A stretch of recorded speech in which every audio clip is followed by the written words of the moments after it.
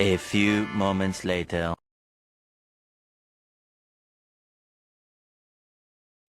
Gen. Gen sebagai unit terkecil dari materi genetik yang mengendalikan sifat T, sifat hereditas organisme.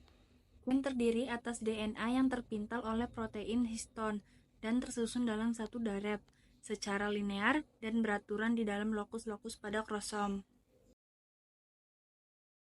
Berdasarkan sifatnya, gen terbagi menjadi 3, yaitu ke-1, gen dominan dengan ekspresi kuat yang dilambangkan dengan huruf besar. Yang kedua, gen setengah dominan dengan ekspresi di antara gen dominan dan resesif.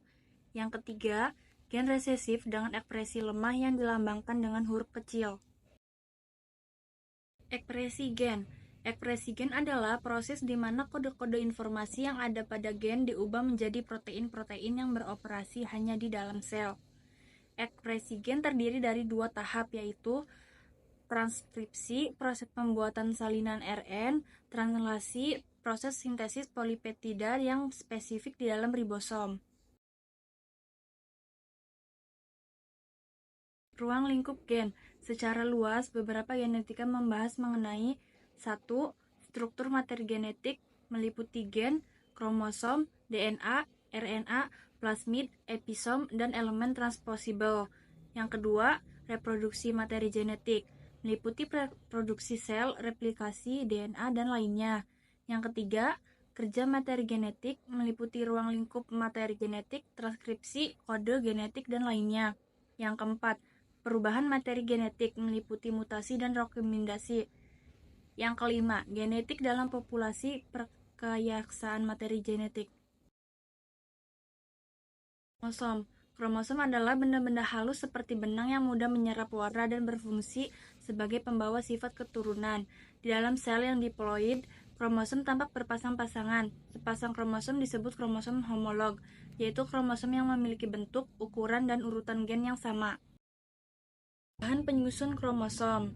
Bahan penyusun kromosom adalah benang kromatin yang terdiri dari DNA atau bisa disebut asam deoksiribonukleat, RNA hasil transkripsi, dan protein atau bersifat histon atau asam dan non-histon atau basa.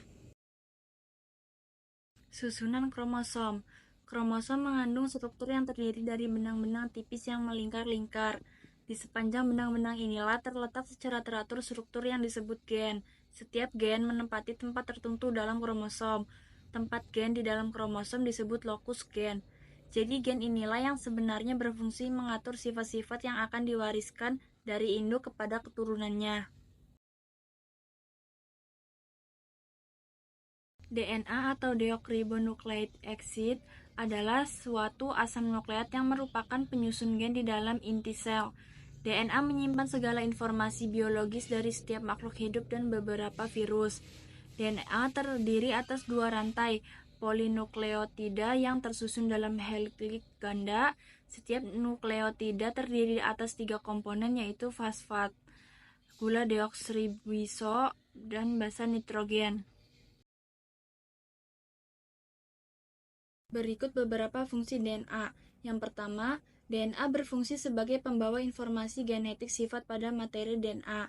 Yang kedua, berperan dalam duplikasi diri dan pewaris sifat DNA dibundel ke dalam 46 kromosom. Yang ketiga, ekspresi informasi genetik DNA adalah dasar dari kehidupan.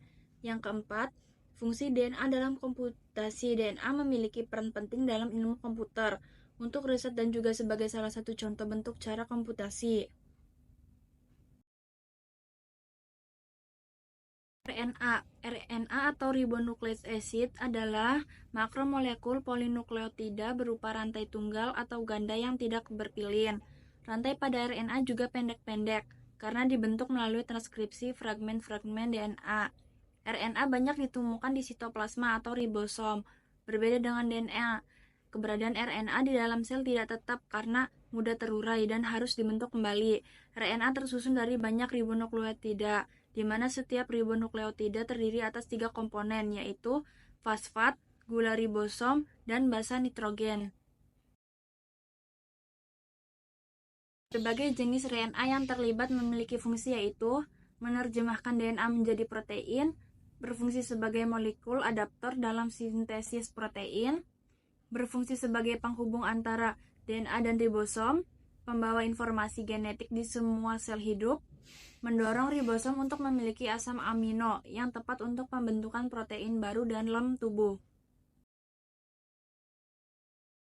RNA ribosom atau RNA memiliki struktur yang panjang dan stabil. RNA disebut RNA ribosom karena merupakan penyusun ribosom bersamaan dengan protein dalam sitoplasma sel. Selain membentuk ribosom, RNA juga berfungsi sebagai pengatur dalam sintesis protein. tRNA. RNA transfer atau tRNA memiliki struktur yang paling kecil jika dibandingkan mRNA dan RNA. tRNA ini terdiri atas 75-95 nukleotida yang stabil karena diikat oleh ikatan hidrogen. tRNA berfungsi untuk membaca asam amino yang dibutuhkan dengan cara melekatkan diri pada mRNA, lalu mengantarkannya ke dalam ribosom. RNA pembawa pesan atau mRNA mempunyai struktur yang pendek dan tidak stabil sesuai dengan kode genetik DNA yang di bawahnya. Kode genetik disimpan mRNA dalam bentuk triplet nukleotida atau kodon.